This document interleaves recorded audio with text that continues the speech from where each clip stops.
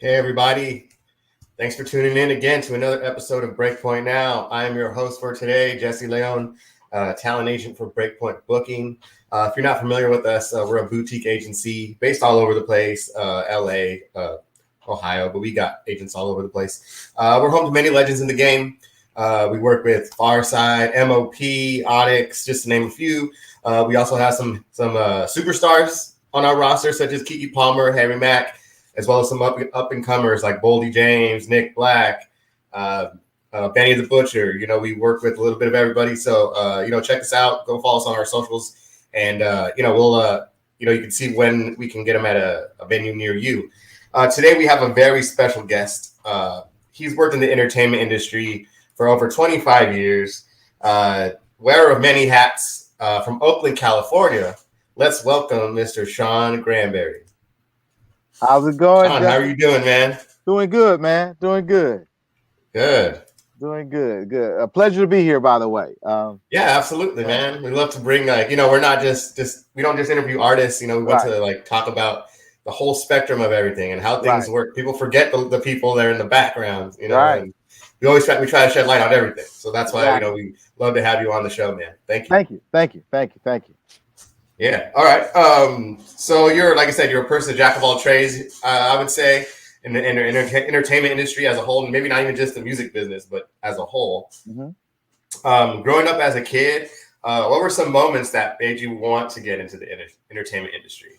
Well, I was born into it. So my family is a Too Tough Enough production family. My mother was the CEO of the company for many years. My uncle Thomas McElroy is a producer, songwriter. So he created the groups Club Nouveau. He first signed Tony. In Vogue, he created In Vogue. He's produced, 50 million, he's probably sold 50, 60 million records and produced everybody you can think of as a songwriter and producer. So that's like my older brother. He's an uncle, not too much older than me. And my mother was the CEO of the company. So I actually grew up in the business from very, very, very early age. Yeah, absolutely. So this is all I've ever wanted to do. It's called the family business. It's what you do. Yeah, absolutely. Yeah, that's great. Yeah, that's a cool family business to be into, too. Yeah. And since high school, you've had your hands and stuff. I wanted to be in the music industry myself ever since I was a little kid too. Okay. Yeah. Wow. And I finally got my shot. You know what I mean? So it's cool. Yeah. It took me 33 years, but hey, I'll take it, man. Hey, you can't stop. You got to keep going and pursuing. So I totally get it. Yep, absolutely. I'm gonna take it and run with it, man. This is like my dream, so that's why. I like talking to you, not just interviewing you. I'm also taking stuff from you, picking your brain. Okay, I'm myself. You know what I mean? I'm an open book, so please pick away. I'm an open book. Absolutely. Okay, and so let's start in high school. You produced some big parties and stuff, right? As far as high school standards goes. Describe some of those events, man. Okay, so remember, my uncle / older brother was probably one of the most connected music producers in Oakland when I was growing up. So everyone from, like I say, Tony In Vogue to MC Hammer to 415 to Confunction. I mean, all the groups were at my grandmother's house. You know what I mean? So I grew up in the midst of that. Because of this, my uncle was also good friends with all the top DJs on the radio here too. So because they were like family friends, I started organizing parties starting 8th grade. Wow. But I would have the radio DJ at the party. So imagine all these kids, but the person you see on the radio or hear on the radio every day was DJing the party. So I started in 8th grade and went all the way through high school.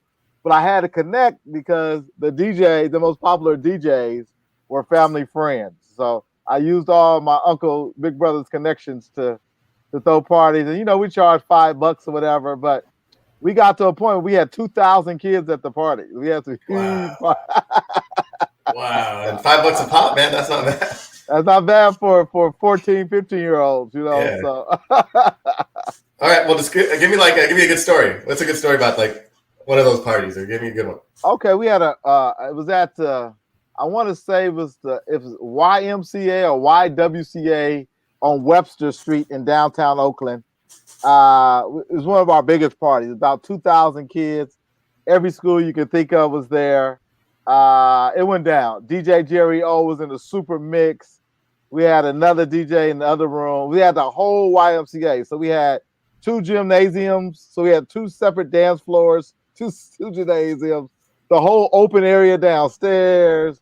I mean, that party was, people still talk about that party 30, 40 years later. I don't know how long it's been. They still talk about that party, 35 years later. It was incredible. Man, that's great. That's awesome. All right. So you kind of started out in what, the A&R department at Too Tough Enough?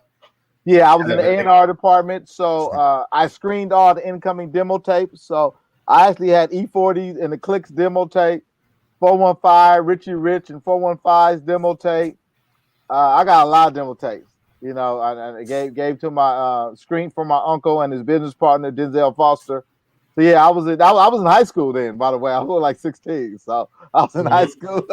Yeah. So I did some incredible things in high school. I actually was assistant tour manager for En Vogue when they was on tour while I was in high school. So we did a bunch of dates. We did Arsenio Hall show. We did a bunch of shows and stuff. So I was running the crew, but for me it was the family business. So I was doing what I was told to and I was supposed to run the family business. Nice. Yeah. You said that you worked with Tony En Vogue, right? Madonna, right? Yeah, Madonna. My uncle produced a soundtrack piece with Madonna. Everybody you can think of, my uncle and his business partner produced. In the 80s and 90s, like every act. It was them. It was Jimmy Jam and Terry Lewis, Foster and McElroy, L.A. and Babyface, and Gerald Levert. Those 4 producers got everything R&B that came out. They would decide who produced it between the 4 of them. They got everything. Wow. Were you ever those are some heavy names. We're talking about huge names right there. Legends. Right. Legends. Now, were you ever like speechless or in awe, like, oh my God, that's Madonna, or oh my God, that's En Vogue, You know what? That's all I knew. So I mean, people literally came over to my grandmother's house for dinner. So I mean, I was raised, that's all I knew. So I didn't know, I didn't know Michael Jackson wasn't supposed to be around, Yeah. You're just like, you're out there like, oh, that's not no big deal. Yeah, they come around all the time. Yeah, that's right. Everyone else is probably freaking out. Were your friends kind of like freaking out? You know what? I didn't share a lot with my friends. I only shared with my one friend, Shakir Stewart. He knew kind of what I was around. I was also a basketball player. So most people knew my family, but I was more known for my basketball player than I was for my family. I grew up with Jason Kidd from 3rd grade too. So Jason Kidd and I went to the same elementary school. So I actually played with Jason Kidd every day from 3rd grade through high school. We played basketball every day. So because of that, my basketball skills were pretty decent, were pretty good. So most people knew me as a basketball player. They didn't even really, and they knew I threw parties, but they really didn't pay attention to like the family business. They just knew I had a good jump shot. Oh, that's funny, man.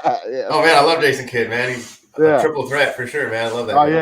Oh yeah. Hall of Famer right there, man. Hall of Famer. My dad was our first coach. My dad is the one that handled him with basketball. Nice. Yeah, he was a soccer player when we were young.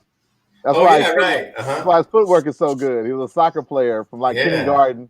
From kindergarten on up, he played soccer. So. Oh wow. Okay. See, I didn't know that. That's pretty good. Yeah. Awesome, man. All right, and then you've also worked with companies like BT, ABC, Fox. Yeah. Now, how was working with those bigger companies help you grow as a professional? Because that's a little bit different as opposed to music. Right. So my uncle produced a lot of the theme music for TV shows and stuff. So it was part of the family business. He did the BET theme music for the Donnie Simpson show. A lot of TV and movie scores and all that stuff. That's the way it does. So I was involved with the business, working with a lot of those companies early on. Once again, I was very young, in high school or right out of high school, working with my uncle on all those projects. My mother was the CEO of the company, And actually, my grandmother was like the general manager. So we talk about family business. Wow. It was Yeah. truly a family business. Yeah. That's great. Yeah. So let's talk about your time working with Shakira Stewart. Okay. You claim he's your friend. Right. Rest in peace. Rest in peace. He he worked with a lot of labels. He's a label head at a lot of the different record companies. Record companies. Yeah. What are some important things that you learned from him?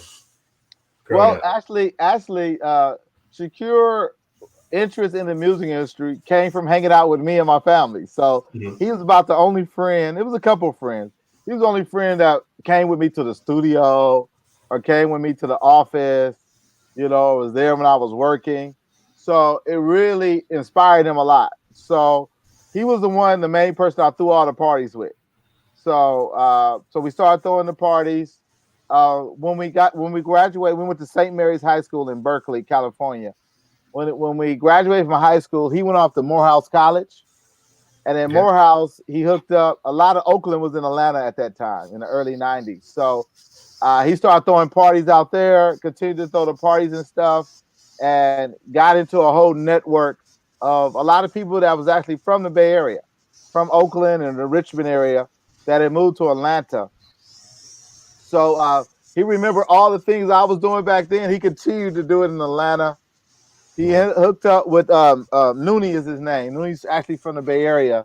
Noontime Productions. And Noontime had signed a lot of the Puffy's Hitman producers. So all those hits that came out of a Bad Boy was done by 7 producers called the Hitmen, the 7 Hitmen. Right. Yep. And all those producers, all the Biggie hits, all those hits that came, all this stuff was from 7 main producers. Shakir was with that company then as Noonie signed to all those producers. So after that, he went on to Hitco Music Publishing, LA and Babyface's publishing company. He ended up running that publishing company. And from there, he became like the underboss to LA Reid. So whenever LA Reid went, Shakir would go. So he went to LaFace Records after that, and then on to Def Jam. He worked underneath Jay-Z, and then he ended up replacing Jay-Z as the head of Def Jam. So he signed Young Jeezy, he signed Rick Ross, he signed Sierra, he signed Beyonce to her first songwriting deal. So I was working with Shakir this whole time. So I was almost like an underboss to Shakir. So when you run a record company, you often got to have someone that's off the books working with you. I was an off the books guy that could take care of all the dirty. You got a lot of dirty work got to get done too. So I was the guy that took care of the dirty work. Yeah. Yeah, there we go. Hey, yeah. Yeah. Well, you had a lot of experience, so you kind of knew what needed to be done. So I've been raised in the industry. So yeah. So my mother was a CEO of basically a music production company since I was young. So I knew the ropes, and I could also ask my mother or my uncle too. Nice. Hey, that's great resources to have. A phone call away, right? Right. Everybody's a text away. Text a phone call away. Nice. Absolutely. Okay. Explain your work with Robert Watts. So with Robert, I work as a consultant on a lot of deals. So Robert Robert is a famous movie, top movie producers of all time. So he produced the Star Wars trilogy, the Indiana Jones trilogy. I mean, Who Framed Roger Rabbit, all kind of movies, all the way back to James Bond, Goldfinger. So he's produced all these major films. So he was looking to get more into urban film. So my goal was to bring him and Shakir together to create all these great urban stories. So let's do all these urban stories and create incredible soundtracks that would, be great in the music industry too. So we can move a movie. DMX was big back then. So movies that would star DMX or upcoming rap stars in the movies. So that's what our first project. That's what we were working on with Robert Watts. Great stuff. Oh, that's awesome. I used to love those movies back in my day. Yeah. I used to watch Belly was one of my favorite movies. Absolutely. Yeah. Remember Must Die was a big one. R.I.P. DMX too, man, and Aaliyah. Rest in peace. I used to watch that movie a bunch of times. Rest in peace, both of them. Yeah, I love those movies. Yeah, nice. Okay, so let's fast forward, man. Let's talk about you went to Cal Berkeley, right? Yeah, I'm a UC Berkeley guy. Yeah, go Bears. Yeah, there you go. Yeah. So explain some of the things that you did while in college. I know your big resume in high school. Now translate that to college. What's the best stuff that you did? Yeah, so everything I continued in college. I continued to throw a bunch of parties, created a bunch of club nights. I was managing some artists when I was in college, and then worked with Shakira the whole time. Shakira was doing stuff in Atlanta. I was doing stuff in the Bay. We were both doing big parties, concerts. We're doing concerts and parties and just having a great time while doing it.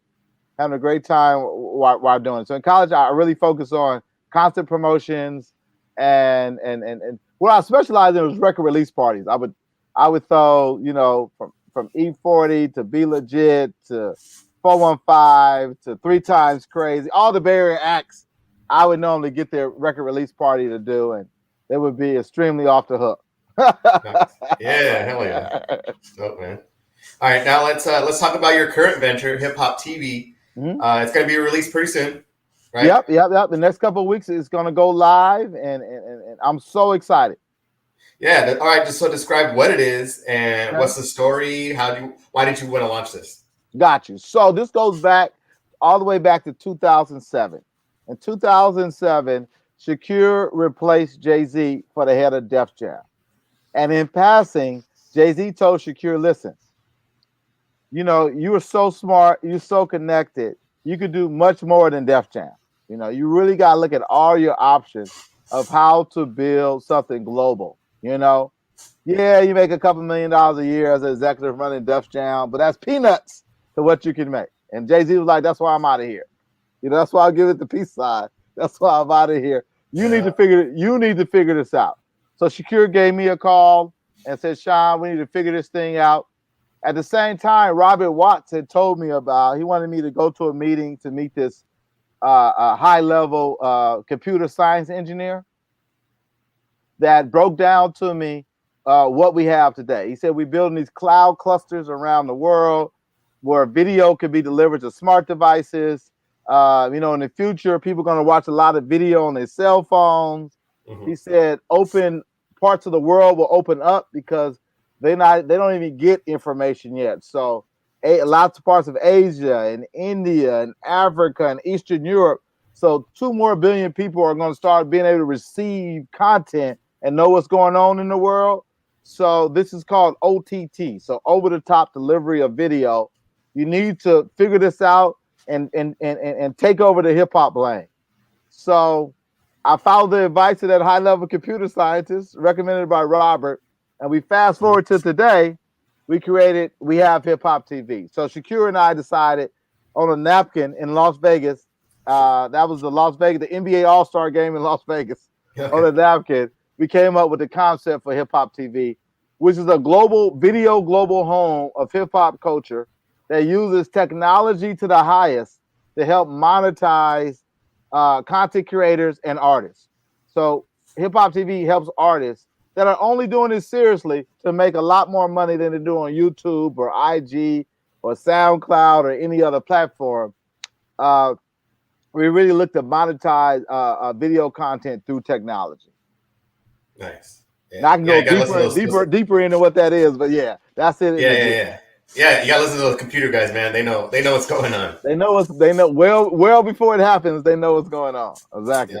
Yep. Yeah, man. Everything is online now. Everything. All music is digital nowadays. Right. Like everything is on the computer, man. So yeah, anytime you can get I think that's what Jay-Z was talking about. You know what I mean? Right. Like, right. That's what he got with Tidal. You know what I mean? He's broken in these deals that he knows, like, okay, selling records that's nothing anymore. Like, it's all about building your brand now. And like you said, a great job with Hip Hop TV. That's a brand now. You know what I mean? So it's a brand, and the music industry is changing. So I'm old enough to remember when you could be successful selling out the trunk. So I literally watched Too Short and E40 sell out the trunk. I was there, saw them doing it hand to hand, cash for a CD or cash for a record. I remember before CDs when they were selling records. So the music has totally changed now, and artists have to realize this, that that model is sailed away and gone.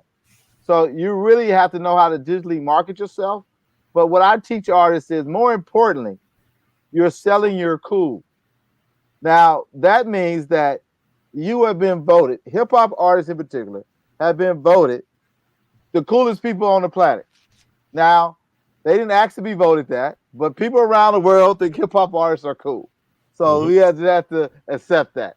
With that cool, you can sell more than music. You can sell your coolness. So the hats that you wear, the sunglasses, the headsets you wear, all that, with your music being a commercial for you. You know what I mean? Your music is a commercial for you. So one of the things we do is teach artists, find your core audience and develop a subscription program. We have free tools for this, right?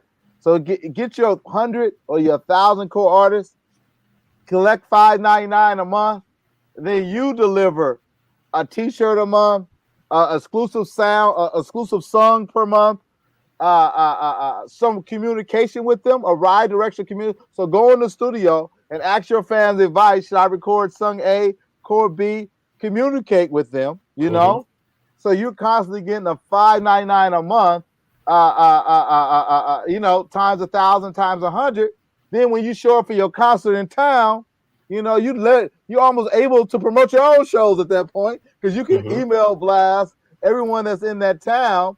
For your $5.99, you get a discount code for my show, and then my VIP after show, I'm gonna sit down and sign autographs and talk to you and all that kind of stuff. So the new thing is building a global system of where you have constant communication with your fan base, and you're analyzing the data. Like when you go in the studio, say, should I record song A, song B, and you communicating directly with them, right? You may have thought it was song A, but your fans say song A sucks. Your fans say song A sucks.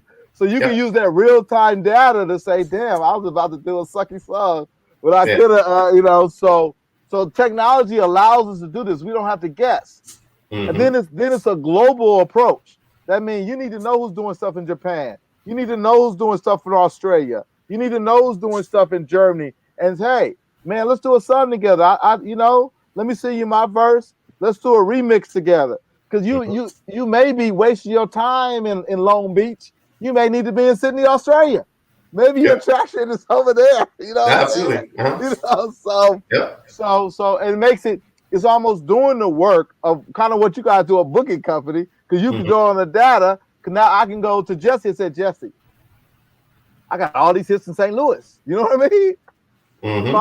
Find me a venue and somebody a promoter in St. Louis, because I got all this traction in St. Louis. So it makes the whole business model a lot more efficient, a lot more easy, and a lot more money in the pocket of the artist who needs to, who want to survive off what they do.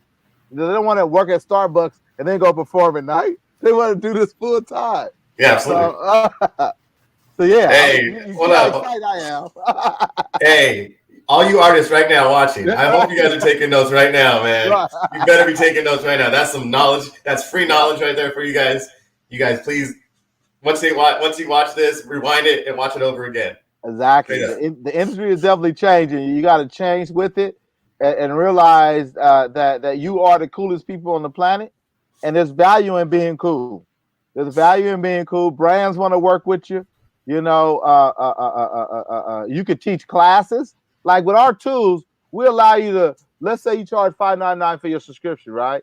And you produce your music too. You could actually do a master class on how you create your music. You know what I mean? And that's additional. You could put a paywall in front of that and charge $5 or $10 or $19.99 and say, this is how I make my beats. You know what I mean? Or this is how I write my raps. And start teaching other artists, you got to think about this when you write, or this is the equipment that I use to make my beats. All that's money. You know what I mean? All that, I'm a big advocate of the game is be sold, not told. So all that free Clubhouse stuff should be out the window for hip hop. Now, if they want to talk about the computer science and all their inventions, all that kind of stuff, fine. But for hip hop, no more freebies, no more free information. You got to pay for all this game, and we got to teach the artists that you got to charge this game. Stop giving away all this stuff for free. Right. No reason for it. Because you already got some like YouTube subscribers, you know what I mean, and they'd be willing to pay a little bit, you know what I mean? Yeah, they're really willing to pay, especially if you know your core fans. See, you start with your core fan base that's going to follow you anywhere, and then you grow your core fan base. Now that means you got to put out good material, but you got to engage with your fan base. The more you engage with them and give them opportunities to be a part of your world, they'll support you to the end because they're going to feel they're executive produce your project. They're going to feel they're part of it. So they're going to, as soon as it drops, they're going to put their credit card up and pay you. So they feel, hey, I helped them choose song 3. You know what I mean? So they're going to really feel it. That's where we're going with it. And then artists in particular, you got to analyze all that data. Like, where are your core fans? You know, you gotta understand the data. So what we do at Hip Hop TV is help artists analyze data. Instagram, YouTube, SoundCloud, they got all that data too. But do they let you look at it? No, they don't. No, they don't at all. You know, they sell it to brands. If you really understand your data, you can really make educated decisions. You're not guessing no more. You waste your time in LA.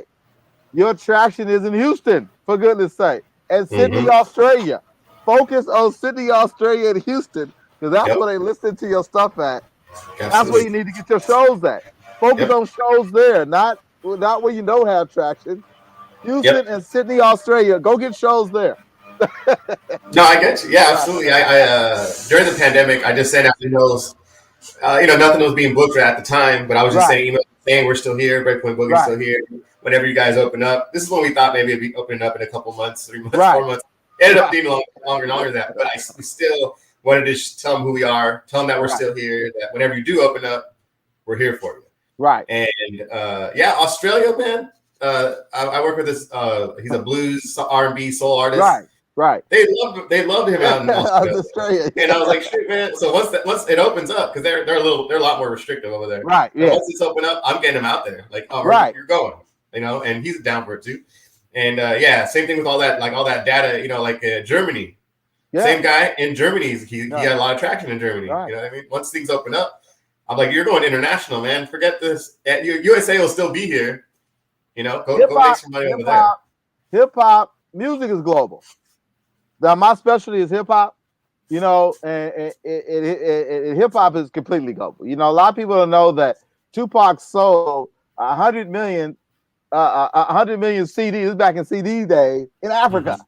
In Africa, you know what I mean? So the world is huge, and hip hop artists domestically, you got to think global. That's why I say, use the technology to reach out to global artists and do a remix with them. That's easy. You know what I mean? Especially if let's say an Australia artist. Do a collab with somebody else here. Oh, yeah, absolutely. It's easy. You should be collabing around the world because you never know where you're going to get traction. Yeah. And especially nowadays with it being so easy to communicate with somebody online. Right. It's so easy. You can upload the track, upload your vocal, have the producer add it, produce it, put it back up. It's so easy to do. The technology allows it. I mean, it's a secret weapon too. Here goes a secret weapon. Artists around the world look up to artists in the United States, right? You could be wood in the hood. Your hood could think you're weak. You know what I'm saying? Just because you're from the United States, you looked up to in Australia, you looked up to in Japan, you looked up to around the world. So United States artists got to take advantage of that. They got to take that the United States has been deemed cool. You know what I mean? So because you're from the United States, you already have a leg up on international artists because they want to work with you just because you're from Oakland or Long Beach or Chicago. They don't want to work because they heard about these cities. Just the name, the name alone, name recognition. Name alone. So we got to take advantage of it because I think we leave the global market off the table. But, there's billions of people in this world. So you only need a little bit of a global traction to really do some damage. Yep, absolutely. Great. That's another gem right there. You guys better be taking notes, man. All you artists watching right now. I'm saying this to everybody on the roster. Right, exactly. You better tune in, man. Yeah. Yeah, man. All right, cool. Well, all right. So What are some other companies you've launched in the past? I know you have Over the Top Broadcasting. Yeah. Correct. And Watch Now Records, or not, or Watch Now Networks. Watch Now explain Network. Some of those. Yeah, okay. Explain some of those past things that you got into. So Watch Now Network was a company we had that developed the hip hop TV platform. So when we were doing our OTT research, over the top delivery of video content to smart devices, we were doing a lot of research within Watch Now to figure out what niches did we want to attack. We knew hip hop was a niche that we wanted to build a global lane in, right? But we were looking at all the different niches. So to say technology could be applied to skateboard life, architectural or anything, you know what I mean? Hip hop is what we chose to go with because that's kind of what we know. So Watch Now Network was the years I worked on developing platforms like Hip Hop TV. But now we shifted everything into Hip Hop TV as our example of our work with Watch Now Networks. Okay. Mm-hmm. For sure. All right, cool. Now, aside from being a successful businessman, you do a lot to help out the community. Yeah. Which is, very commendable. I appreciate when people, no matter all that stuff they've done, they still find it important, what I mean, to give back, you know what I mean? Because I'm sure people have given back to you, giving you so much knowledge that you are like, I got to help these people out too. You know what I mean? Right. You do, you have what do you have going on with Jason Kidd? You have like a foundation with him? So years ago, Jason the Kid and I developed the SAU, Scholar Athletic Union. And it basically was we sponsored sports teams, basketball teams, starting very young, like third, fourth grade. And we covered the cost for them to play and travel. We did college tours, 3 college tours per year for the kids. So starting third grade, they were going on college tours. So we were putting in their head, you're going to college. That's awesome. All they would know. After high school, you go to college. It's like going to the 5th or 6th grade. After high school, you go to college. Because what I studied at UC Berkeley is that, you can break the cycle, with the child. But you got to immerse that child with a lot of supportive stuff. So we use basketball as a carrot, but we really wanted kids to travel and see there's something besides their hood. You know what I mean? You're going to different states. You're staying in hotels. You're getting on airplanes or riding buses and all this kind of stuff. Very young, so they can see there's more than their surroundings. Mm-hmm. 2, we wanted them to know that college is definitely a serious option for them, and we would make sure it happens no matter what. So whatever we got to do to make sure you get a good education, because education can also, break a poverty, cycle. Mm-hmm. It takes one electrical engineer out the family to, to almost break a family curse. Mm-hmm. So we knew education was important. Lastly, we worked with a company, an organization called Coaching Corps. So we had all these volunteer coaches that were highly trained in how to work with kids. So many of the situations that we dealt with in the hood is the lack of a positive male role model in kids' life, especially young men, young ladies too. So the daddy's not around. And the neighborhood becomes the neighborhood guys on the corner becomes their symbols of success. So you see a guy on the corner with a fancy car and a lot of money in his pocket and pretty girls, that becomes that's what I want to be, because that's what all you see. Right. It's all you see. So we want to make sure the kids see a doctor, a lawyer, a judge, an engineer, all these other guys who also had nice cars, who also had pretty wives, who also had nice homes. So then the kid can see, this guy, they know this guy got killed last week, or went to prison, and this guy seemed to be doing fine. So the kids can make their own decision about which way they want to go in life. So we're just exposing kids a lot. So we did that for like a decade. Now we transition into these technology and basketball camps. So we take that model and we do pop-up camps, starting in Oakland, but we got one coming up in San Diego, another one down in LA, one in Baltimore. So we do these camps and we show kids half the day's technology, the other half sports. We let them know, look at that 24-year-old computer science engineer who makes $250,000, drives a nice car, lives in his house.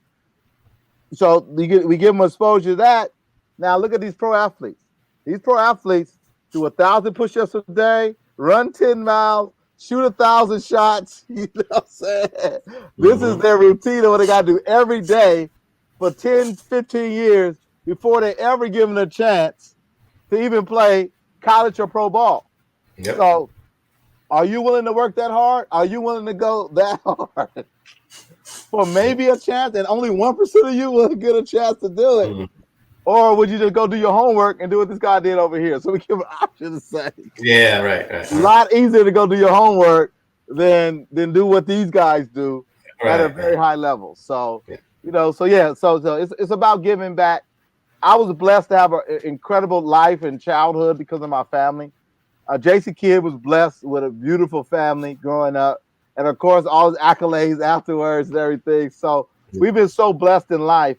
It's our responsibility to give back. We have to give back because we've been so blessed in this life. Yeah, no, that's great. And I love that you start them so early. I think people forget about that. No, you got to start, like, it's like a baby, right? You know, you have a baby, you got to teach them its manners when it's a baby, because once it gets to 7 or 8, you're too late already. They've already learned what they're going to learn, but yeah, start them like at 3rd grade, man. Like, look, this is what you have to do, you can't start them off in high school and tell them this is what you have to do, because they've already learned all these bad habits. They all don't. Yeah, it's tough. Get them all in high school is very, very, very tough because they're already set in their ways. Yep. They're already set in their ways. One thing about team sports, this is just straight data and research. Kids, as they come into junior high, are looking for like comfort groups, right? So unless you get them at that age, young, the team becomes basically their game because they're practicing every day, they're traveling, they're doing games. That becomes their social group, right? Absolutely. So that breaks them away from when they become junior high, where gangs become kids' social group. If they don't have another social group, the gangs become their social group because kids are looking for social groups. So unless you interrupt it by starting them in 3rd grade, and every year, they don't know no different. It's all they know. They go to practice, they play games, they work together, eat, they do their homework together. That's all they know. They become friends for life. Yep. If you don't do that, you open the door for the other option. Absolutely. The streets are gonna give an option too. So we try to get to them before the streets give them that option and keep them so busy. In fact, sometimes the streets will give you a pass if you play sports. The streets will be like, man, nah, don't come out here in these streets. You know what I'm saying? Focus. They see the potential. Focus on that hoop or football or baseball or something. These streets are bad. You don't want to be out here. You know what I mean? So there's so many options there that we can use to help save young people. Oh, absolutely. Yeah, I have like a similar experience. I'm from Washington State, a little town, pretty heavy gang. I grew up in the early '90s, as far as born in '85. Right. But that's when gang, because I'm from probably Mexican area. That was a lot of gang activity out those days. But I played sports year round. Right. And I did, and my parents made damn sure I did my homework. So I was getting close to straight A's, Right. And I did sports all the time, and so I didn't have time to get into trouble. You know what I mean? I was constantly doing that, doing camps because I wanted to be good. So you got to do camps too on top of doing your seasons. Right. And then also had a pretty girlfriend in high school who was valedictorian. So that helped too. That helps too. A smart and that's why I 100% get. Yeah, exactly. Yeah. So I 100% get what you're talking about because I was a product of doing that, and I went to college and all that. And it's so easy to get sucked into the streets because it's easy. All you have to do is go pick up a joint, pick up a bottle or something. And there you go, and you're done, and it's hard to battle back from that type of stuff when you get sucked in like that. But it's hard to back. Starting off early, teaching them values, right? Super very, important. very, very, very important. And and this one of the things that happens is once you become successful, you're no longer in your hood anymore, or you never was in the hood in the first place. You know what I'm saying? So it's very important to go back to where the work needs to be done and do the work. Even if you're not there anymore, those kids, we really have to help those kids. If we don't, then those are the same kids that's going to hit you over the head at the ATM machine. You know what I mean? Or, You know, so you gotta go back, and that's what we try to connect. We try to get people to go back to the neighborhoods that need the help, because once you're successful, you normally don't live in the neighborhood anymore. So, yeah, that's cool. Yeah, a lot of my old classmates are teachers now. Oh wow, you know, that's a good way to get back too. You know, because they were hurting for teachers when I was growing up. You know, right. And now, a lot of my friends they're teachers now. You know, like kind of the same thing. You're giving back to the community. Right. You know, like they made it through college and stuff, so now they're going to come back and and help out. That's so important. Yeah, and that's why Jason and I do it. That's why Jason Kidd and I do it. Just because it's important that we get back. Yeah. And the Hidden Gem program. Explain that a little bit. Hidden Gem program I'm so excited about is that we actually train young people in media technology from A to Z. Rafael Flores is the director of the program. He's a professor at San Francisco State in the film department. So we give young people for free the same education they would get if they were at San Francisco State. It's done for free from A to Z, how to edit, how to shoot, lighting, sound, everything in media tech and media education. And then what we do at Hip Hop TV is we take them on as interns and then hire them. Nice. and then give them a job, or we help them get a job in their area of interest. So we work very close with Adobe. So, if they want to go that direction, or we just help them start their own company, and be subcontractors for Hip Hop TV. So they may start their own production company, and we hire them for jobs and stuff like that. So it's really about, giving young people a chance and opportunity to really make it. I'll give an example. My son was in high school a couple of years ago, and he had a friend of his that did music videos for local hip hop artists around Oakland, Richmond area. And, he charged $500 a video. He shoot the video and edit it. Now, he's a ninth grader, by the way. He's in ninth grade, right? Nice. But he knew how to shoot and edit.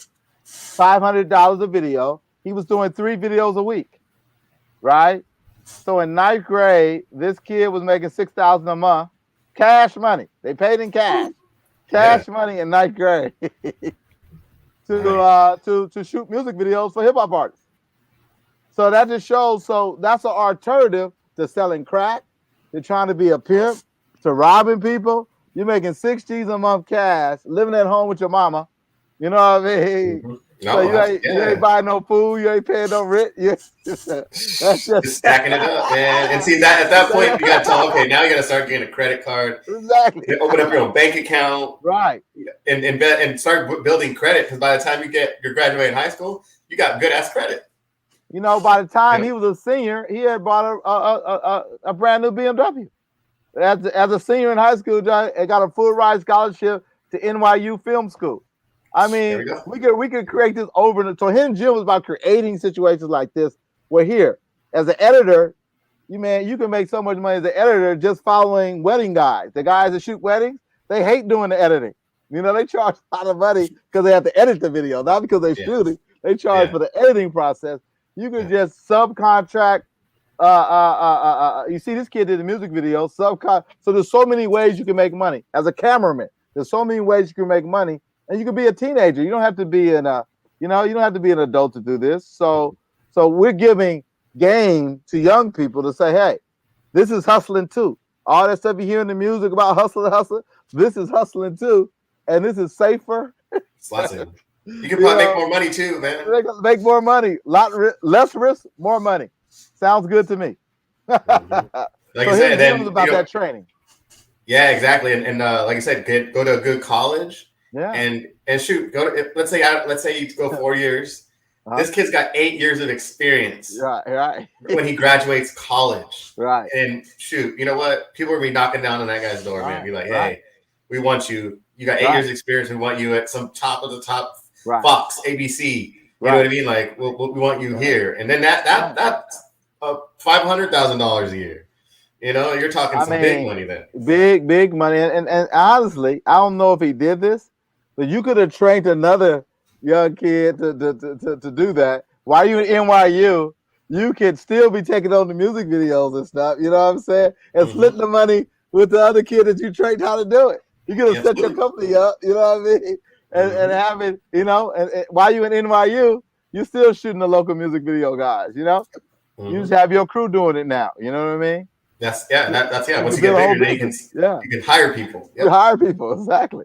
Nice. Yeah. Oh man, that's awesome. That's a great story, man. I love it. I love to hear stories like that, you know. It's all about giving back. Future, man. It's all about giving back and giving young people know that they have hope. There's hope out there. You know what I mean? There's opportunity and there's hope out there.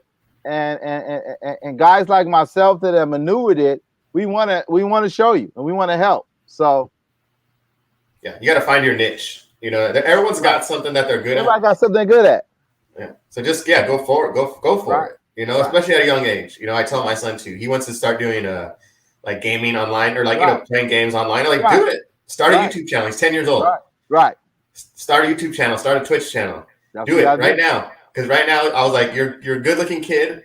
People are gonna flock to you. They're gonna look at your stream. You know, you're good at games, and they're gonna be like, oh, who's this little kid, man? He's dope. You know. And I told him, let's go. You know, like I said, I have a podcast myself. I was like, I'll get you on my podcast. Right. Exactly. You know? Let's do it. You know. And so so like I said, anyone's got a niche. If you're good at something, you can make some money off it on the online world because online is open to everything. Exactly. And I will add to that in terms of artists. You know, I talked about you gotta know how to do everything. You gotta know how to work a camera. You gotta know how to edit. You gotta know how to record your music. You gotta know how to make some beats. You better know how to do everything because it's all about the grind now.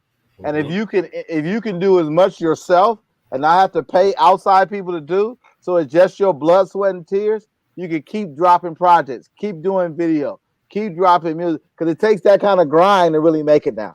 You got to really put out a lot of material. You got to keep putting out material until something really catches. And keep grinding. Every day. Like social media is super important. Right. Yeah. You got to keep your podcast. You got to create a podcast. You got to create some content. So the more you can do yourself, the less you got to pay somebody else. That's the future. It's being a 360 person that totally knows how to run your business because as an artist, you are a brand. You are a company, you know? So the more you know how to do, even when you can afford to pay someone else how to do it, you know how to do it too, so you know when they're getting over on you. You can look over their shoulder and say, man, that did not take no 2 hours. Come on, man. I edit too. That did not take 2 hours. I ain't paying you for 2 hours. That was 30 minutes worth of work. Yep, absolutely. You know? Absolutely, man. Yeah, I got an artist I work with, Nick Black. He does that all too. The guy was saying from Memphis. He knows how to edit. He knows how to shoot. He knows how to do all that stuff. He made his own music video. Like, you know, because he doesn't have to hire nobody to do that. You know, that's how you got to be. Like, and I think the young kids are doing that. You know, the young ones are it's getting through to the older artists. Like, hey man, you got to start doing this. But they're probably like, whatever. Exactly. But anyway, man. Hey man, you're dropping some gems today, man. I really appreciate you being on the show, man. This is awesome. Oh man, this is free advice now for all you artists that are watching this right now. Make sure you take this video and you rewind it and you watch this again. Man. Oh yeah. We go and when Hip Hop TV goes live, we give a lot of game out for free. So all these panels, we bring in all these experts. It's sort of like a deeper version of Clubhouse with our panels. When we just dropping gems.